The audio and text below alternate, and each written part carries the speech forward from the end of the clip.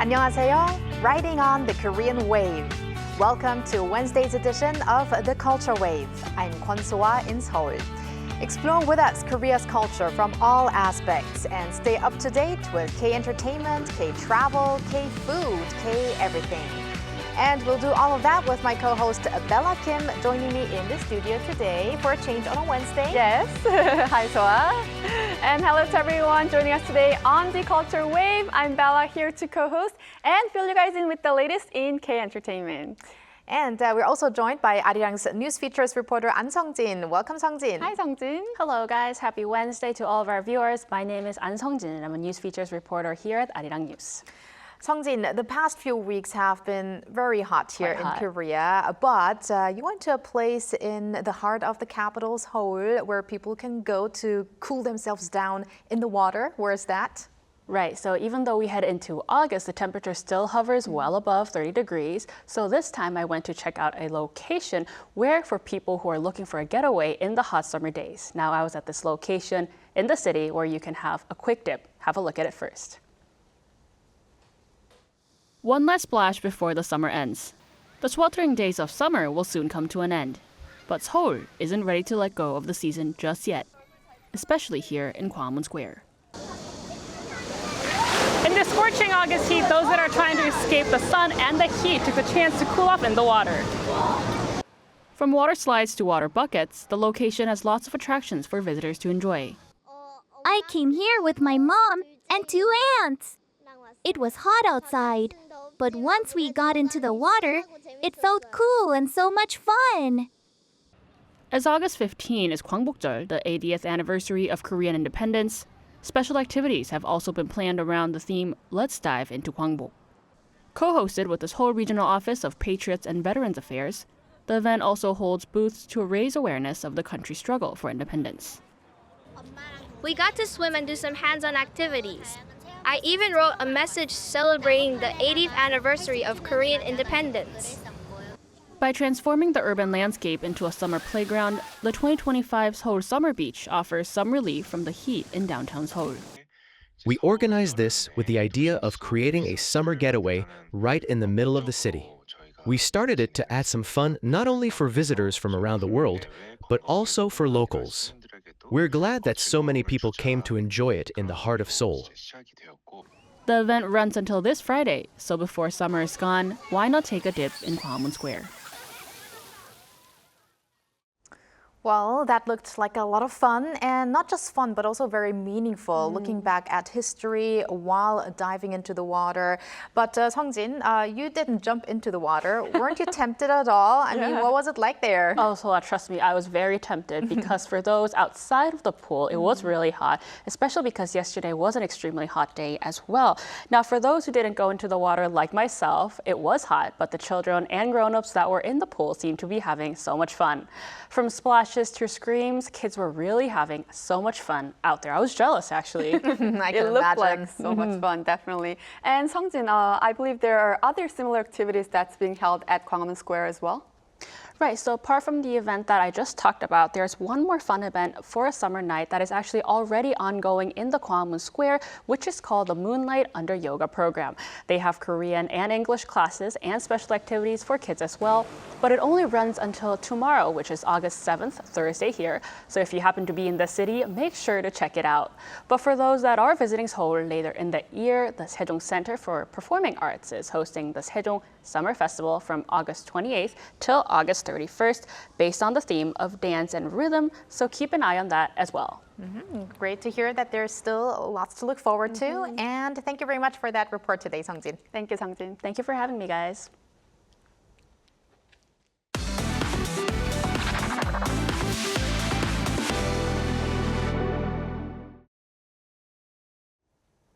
Time now for some K-entertainment news with Bella Kim.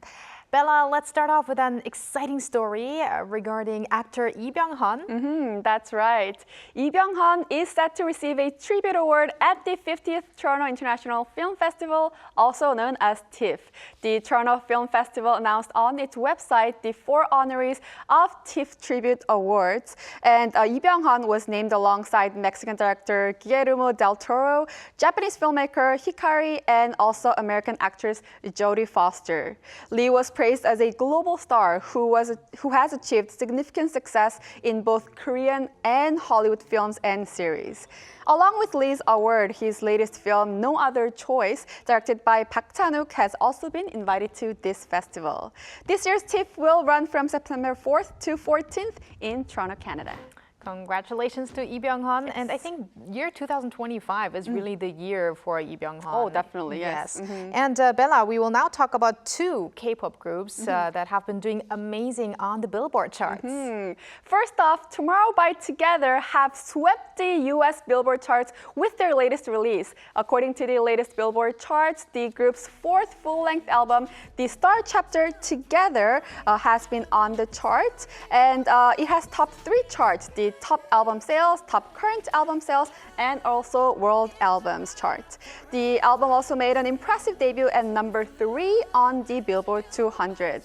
Meanwhile, Tomorrow by Together will kick off their 4th world tour, Tomorrow by Together World Tour, on August 22nd and 23rd at the Gocheok Sky Dome in Seoul. And the other group that you're going to mention is a girl group with a great strategy, right? Definitely. Girl group Twice Strategy has climbed to a new peak of number 74 on the Billboard Hot 100. The song, originally released back in December 2024, debuted at number 92 on the chart last week after being included in the, of course, K-pop Demon Hunters soundtrack. Notably, this achievement broke their own best record on the Billboard Hot 100. Additionally, Take Down, an original K-pop Demon Hunters soundtrack sung by Jonghyun, Jihyo, and Taeyong from Twice, also rose to number 67 on the Hot 100.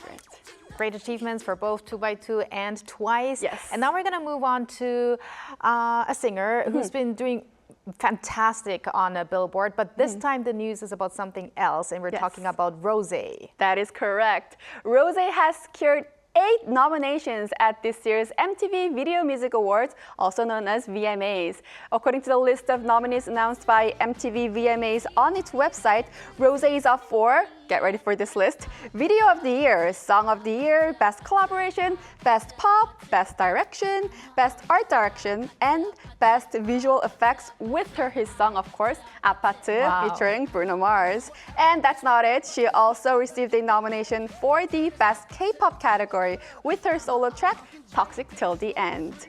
Rosé posted on Instagram saying that she's beyond shocked and absolutely speechless. 8 nominations. 8 nominations. Well, let's see how the results turn out. So please keep us updated on that as well. And thank you very much, Bella, for those updates, and stick around. Yes, I'll do. Let's now go over to our AI anchor, Adi, for more on the culture front. Adi? Hello and welcome to your AI guide to the latest cultural updates from Korea. Here's our top story.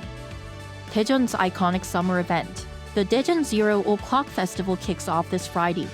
This year's event features a time travel theme linking the city's past, present, and future, with each zone offering programs tailored to its unique character. More than 5,900 artists from across the country are set to perform, with grand parades and massing alongs in store for visitors. To ensure public safety, the city plans to deploy an average of 250 security personnel per day and implement traffic control measures around the venue. A section of the Gwangbok Autumn Lava Flow path will be temporarily open for guided tours this month. The Gwangbok Autumn Lava Tube System is a UNESCO World Natural Heritage Site formed from eruptions that occurred some 300,000 years ago. From August 14th to 18th, visitors will be able to walk a 3.5-hour course tracing the historic lava route. Meanwhile, access to the summit section of the Gwanamsa Trail on Jeju's Hallasan Mountain will be restricted from September 15th to October 31st due to maintenance work. 3 of Korea's leading low-voiced opera singers, bass Young Kwang-cheol, bass baritone Samuel Yoon, and baritone Kim Gyun, will join forces for a special concert titled Singlo and Soft. The performances will take place at the Seoul Arts Center on August 23rd and the Cheongju Arts Center the following day. At a press conference, the singers expressed hope that their collaboration would encourage more bold and creative ventures in Korea's classical music scene, saying their project could serve as a model case for the industry. The program will feature iconic arias from classic operas, including Mozart's The Marriage of Figaro and Verdi's Don Carlos. That's all from me. Stay tuned to the Culture Wave.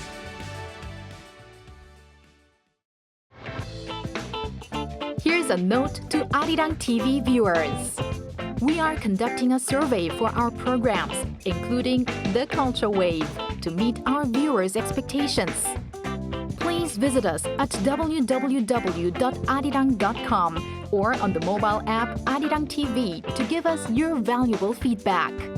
You also have a chance to win some Bluetooth earbuds and K-pop merch. The Jeolla region is famous for its rich and diverse cuisine. Not only among locals, but the region is also gaining more and more attention from overseas with a growing interest in traditional Korean foods. Today, we go over to Sydney, Australia, where a special event took place, taking visitors on a culinary journey to Jeolla. For more, we now connect to today's K-Correspondent, Kelly Goggins, Marketing Manager of the Korea Tourism Organization Sydney office. Hello, Kelly. Hi, Kelly. Hello, how are you? Great, and thank you for joining us on the program, Kelly. So let's start off with a brief introduction of yourself in connection with Korean food and tourism. And which event are we talking about today? Oh yeah, so as you politely mentioned already, I'm the marketing manager at the Korea Tourism Organization here in Sydney. So we primarily, or our role here is to promote Korea as a travel destination to the Oceania region, so that being Australia and New Zealand primarily. So whether that be through culture, food, nature, or sort of interesting travel experiences. That's our role here. So yeah, the event that we're talking about today is the Taste of Jeolla, which was a night that we hosted in collaboration with the Korean Cultural Centre, or KCC, here in Sydney. And it was a night designed to showcase the flavours and the culinary expertise and richness of Korea's Jeolla region. Wow. Okay, so let's delve deeper into this event. Please tell us about some of the things that were offered at the event. Oh yeah, so it was actually over 2 nights. So it was over Thursday and a Friday. So for the 2 events, we had different attendees. So for the first night, we had, it was for travel professionals. So primarily travel agents as well as tour operators, so the ones that actually sell products to Korea. And the next one, or the next day, was for the general public. So yeah, it was similar format for both nights. We had a presentation where I went through the experience that I had on a trip to Korea and through the Jeolla region recently. And then we had a sit-down sort of discussion. It was sort of a talk panel that we had with Korean Australian chef Heather Jong, as well as Mr. Sun Min-yoon the director from the KCC, where we sort of got to discuss more in detail like the Jeolla region and get also some questions from the crowd. So it was a very interactive part of the evening. And then we also had Heather Jong, who took us through a cooking demonstration. So she actually showed us how to cook some, sort of Jeolla flavors. We had yukjeon as well as some sambap. And then we had tastings of the event, or what she cooked as well. So we had moju as well, which is a pretty interesting experience because, you can't actually buy moju here in Australia. So that was pretty special. Well, I especially like the tasting part of the event. But Kelly, Korea It was the best part, yes. I can imagine. Now, Korea is home to many different regional cuisines. So was there a particular reason for why you chose the flavors and culture of the Jeolla region as your theme? Yeah, so there was I recently took a trip to Korea where I went through the Jeolla region. So it was on a trip that we call a familiarization trip. So we actually took some tour operators to Korea to experience it in order for them to expand their products to Korea, to inspire them to make products and sell them back here in Australia. So yeah, we actually went to Seoul, we went to Jeonju, Suncheon and Yosu. So through this experience, we had some amazing experiences with food. One of the standout experiences was a cooking demonstration in the Baekhyangsa temple with monk Chongkwan. And yeah, she took us through the fermented sauces and temple food cooking, and throughout the Jeolla region, it was a lot to do with the history of the food, like hanjeongshik, and then we had bibimbap. So because it felt like a perfect region to really showcase the authentic and sort of history behind food. And yeah, it was such a powerful way, I think, to connect to the place and to introduce Australians to this. I thought Jeolla was a great, was a great way to introduce people. So. Wow, okay. Hearing those, Jeolla foods like bibimbap, it's making me a little bit hungry now. But we're going to continue talking about Jeolla region cuisines and food. They're especially famous for its kimchi, jeotgal, which is also salted fermented seafood, as you mentioned. Also, there's gochujang, which is chili paste, and doenjang, which is soybean paste as well. How has the response by the visitors there been with these Korean tastes? Yeah, so all of the attendees thought the food was absolutely delicious. So that was amazing. There were, of course, some very unfamiliar tastes, especially when it came to, some of the different things like the fermented sauces, or, we even had like cut kimchi, which is quite a strong taste for a lot of Australian palates as well. But yeah, the people that attended, they were generally surprised at how balanced it and how flavorful that everything was, which was great. And that really, I guess, was a testament as well to Heather Jong, who was our chef. She even let us know on that night as well that she's been to Jeolla a number of times, and she's actually had an experience with learning about temple food and Jeolla cuisine from a monk in that region. So she was the perfect person to really create that taste. And yeah, Mr. Yoon from the Korean Cultural Center and Heather Jong, they both spoke to, how important that doenjang was in Korean food as well, which really made people sort of ask at the end of the night as well, like what ingredients do I need in order to make these, and whereabouts can I buy them here in Sydney? So yeah, that really sort of showed how connected they were with the experience and how interested they were to really try it at home and to learn more. So Kelly, is it actually easy to purchase those ingredients in Sydney?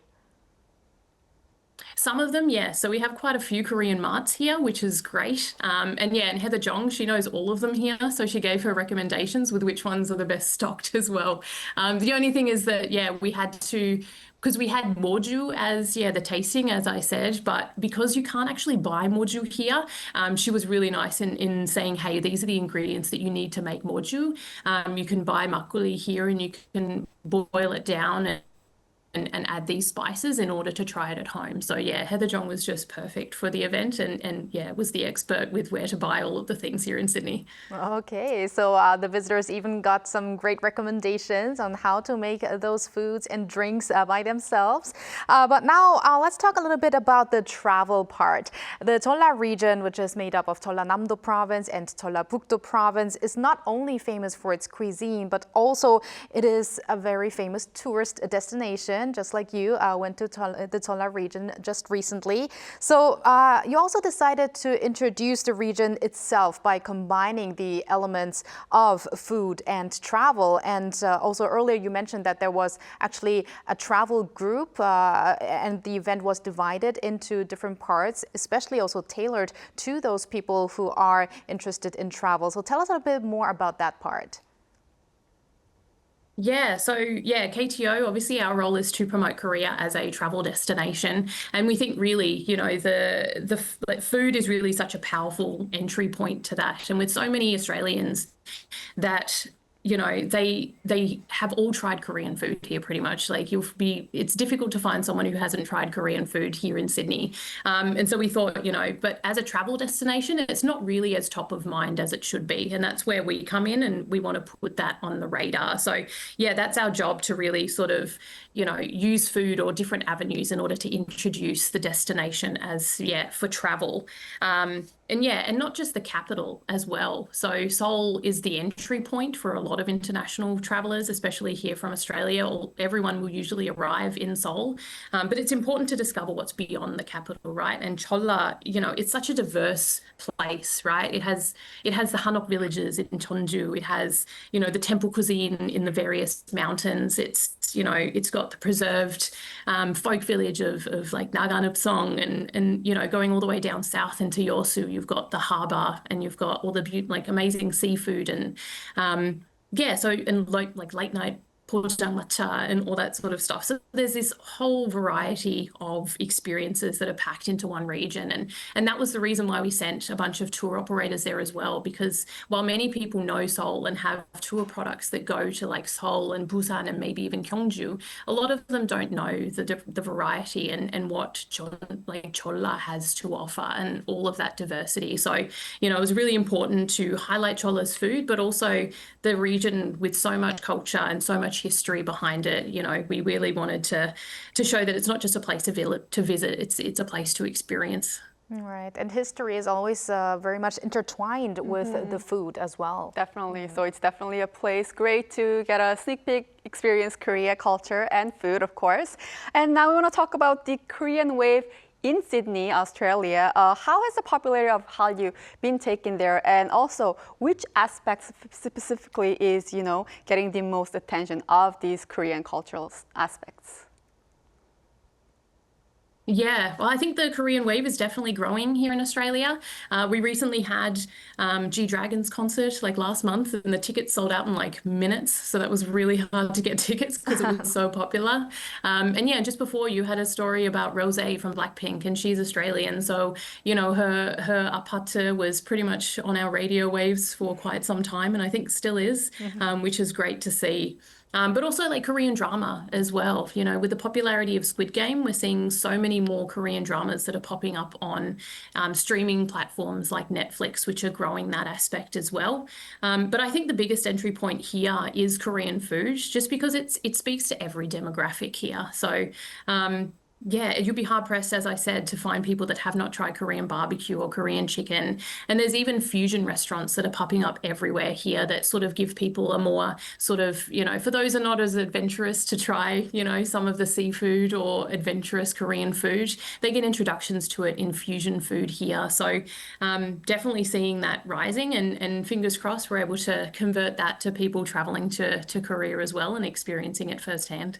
It definitely seems like in the past years, a lot of change has been happening in Sydney as well as in Australia in general. But now, Kelly, let's end with some final words on what you hope to achieve through the promotion of the values and charm of the Jeolla region, and maybe not just the Jeolla region, but Korea, the promotion of Korea to Australians. Yeah, so I guess our main thing is to inspire curiosity in the destination.